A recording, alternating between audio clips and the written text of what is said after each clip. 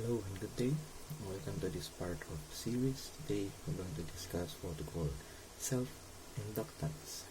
First, let us tell what is self-inductance. For example, we have here a very simple circuit. I have here a power supply, let's say a battery. We have here a switch. We have here a resistor. And lastly, we have here an inductor. So what is the use of this inductor? Let's take this as an analogy. Capacitor is being used to store electrical energy, electricity, in the form of electric field. Now, inductor stores electricity or electric charge in the form of magnetic field. So we're going to discuss more of an inductor in the next discussions. Okay, so what we have here is that a changing current creates changing magnetic field. Suppose in this circuit, by the time that the switch is still open, and will be t is equals to 0, and the current will be 0. There's no current at all, because this switch offers an infinite amount of resistance, a very high resistance. Alright, so by the time that I close the switch, charges will start to flow, so there is current. It will run in this direction. Okay, and so that the current inside this inductor will start to increase, and the change in current through time will create a changing magnetic field.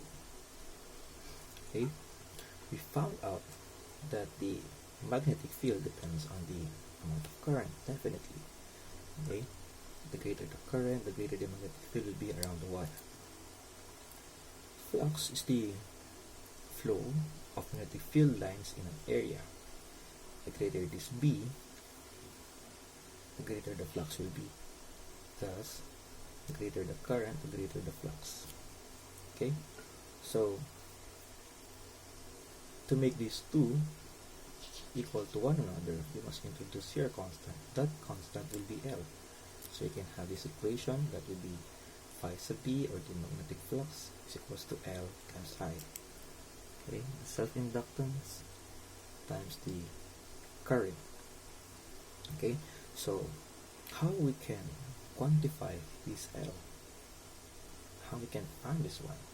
Measuring I is very simple. If you know what L would be, you know what I is, then you can simply know what would be the magnetic flux. Okay, magnetic flux is equals to the open surface integral of B dot dA. This is the magnetic field. This is the tiny vector area, the area vector dA. Okay, so for us to understand it more, let's have here what we call a solenoid. This is a solenoid. Okay, solenoid is a piece of wire looped. Okay, wire loop. If you run here a current, provided that the solenoid has a length L, it has a number of turns, that the current is in this direction. If you're going to view that, this is where you are looking at. And you see that the current is in clockwise direction.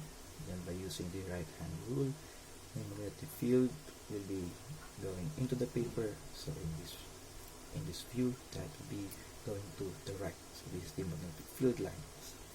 So that will be this B. This is B. Okay, how about this dA? We must identify what are the areas where these magnetic field lines are passing through. These loops present in the solenoid creates an area, an open area, an open surface. Each magnetic field lines passes through those surfaces. Okay, if we're going to take a very small area present inside the loop, present in this loop, that will be the vector, the area vector dA. Okay, which is going in this direction. You can choose that dA is in this direction, but that will give you a negative answer here. Okay, because of the dot product of the cosine theta. Okay, we know using Ampere's law that the magnetic field here inside the solenoid B is mu0 times I times N over L, or the number of turns per unit length. So that will be our P. So you can write it here. This is the magnetic field inside the solenoid. And how about this dA, this area? Okay, the area of the circle, we're going to integrate those dAs. That will give you pi r square. Okay, since the field lines doesn't only penetrate a single area, it penetrated in this illustration that we before, you have to multiply it into the number of terms. Okay, so going more in this equation, you will see that rearranging this one, you will get an n square, the mu 0 I, m square over L pi r square.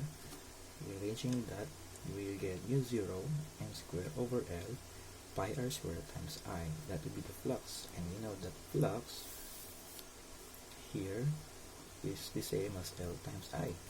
So if we're going to equate that with L times I, you can cancel those I's, and then you will see that L is simply mu 0 m square over L is pi r square. Okay, so from this equation, we know that the self-inductance is independent of the current, depends on the number of turns square, okay, how long the solenoid is or the inductor is, and the area of those pieces of loops, of those open surfaces. Okay.